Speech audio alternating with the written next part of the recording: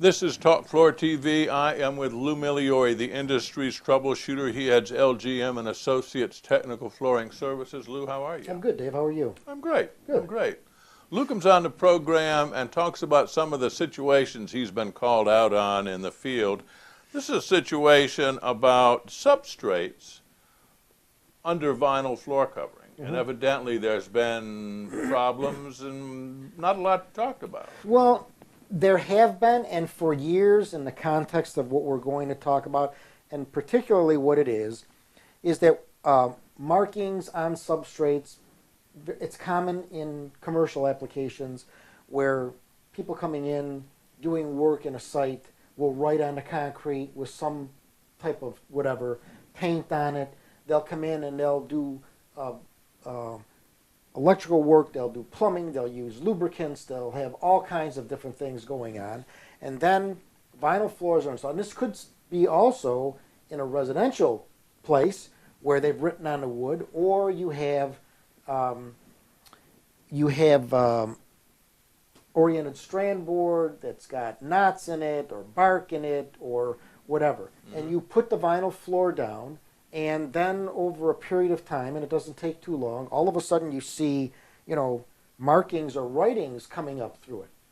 And the reason you have that is because each of these unique contaminants that get on the floor, and there's a litany of them, are going to react with, vinyl floors, plastic, and you've got inks and you've got chemicals that are in these markings, and they will, with time, and especially since there's moisture in the concrete, and it's not a moisture issue, I don't want to give people a wrong impression, but there's always moisture in it, but there's activity, there's molecular activity going on underneath there, and you sandwich these writings or contaminants between the concrete and the vinyl, and they're going to go somewhere, and they will leach up and they will come through the vinyl floor. And you'll see in the vinyl that transference of whatever was beneath it, creating a pattern. It can discolor. It can turn the vinyl purple or an orange or a yellow. And this only happens with vinyl? Only happens with vinyl floors. And lighter colored vinyl floors. If it's real dark, you may not see it. And it can happen particularly with sheet vinyl flooring. I see. And you can see it in a home. I remember years ago having gone out and looking for the manufactured housing industry, and the vinyl was coming from France. All of these discolorations that were occurring on the vinyl. And it was being blamed on the vinyl, when in fact, when we delved into it, it wasn't the vinyl at all. It was actually the OSB that they were using beneath it. And some of these things you don't know where they come from either, especially today after being imported. They could have oils in them or whatever, and they will discolor the vinyl flooring. So people will look at it and say, well, who did this? It's the installer's fault. It's this. So now, this can happen, not necessarily writing, but just one of the elements that happens to be in the strand board or the plywood. Correct. Very interesting. Correct. And you're going to find it mostly in commercial jobs where there are any number of contaminants that get on the floor during the construction process. And one of the difficult things is some of the stuff you're not going to get out completely. So you got to grind it off you can't just maybe put a sealer on it. You've got to try to get it off and then put some type of a sealer down and then put your floor down.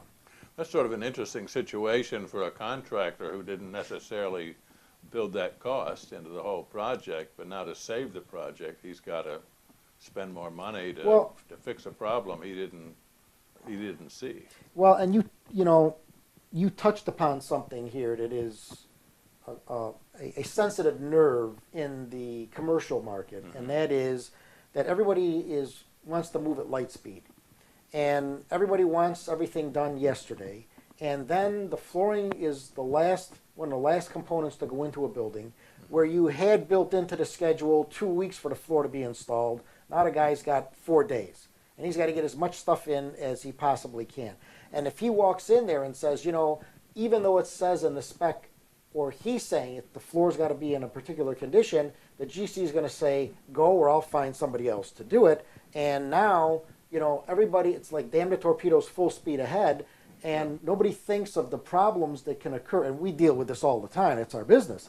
Nobody thinks of the problems that can occur as a result of these types of decisions, and then afterwards everybody's pointing fingers at each other, and it's going to cost you 10 times more to fix it than it would be to get it done right the first time. I have never, and you know, over the years we've talked about a lot of things, and I can't imagine us not having spoken about this, but I cannot understand why everything has to be done so fast.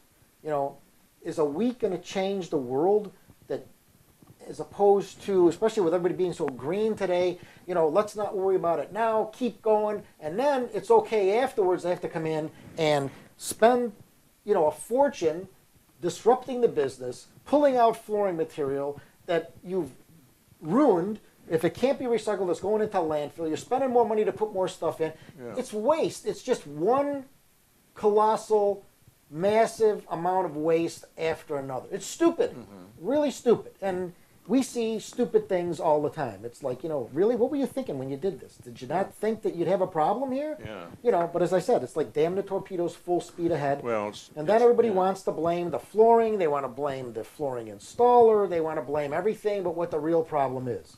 I'm not saying that the flooring isn't always the problem or the installation, but most of the time it's something else that has created the problem, and the materials are only reacting. And I have to imagine this is on the increase with the pressure, as you said, to get this and do it quickly, building each day. Yeah, it is. Very good. It's fascinating. Every day you see something different. Thanks for sharing it with us. You're Lew. welcome, Dave. My pleasure. We've been talking with Lew Migliore. He is the industry's troubleshooter. He heads LGM and Associates Technical Flooring Services. This is Talk Floor TV.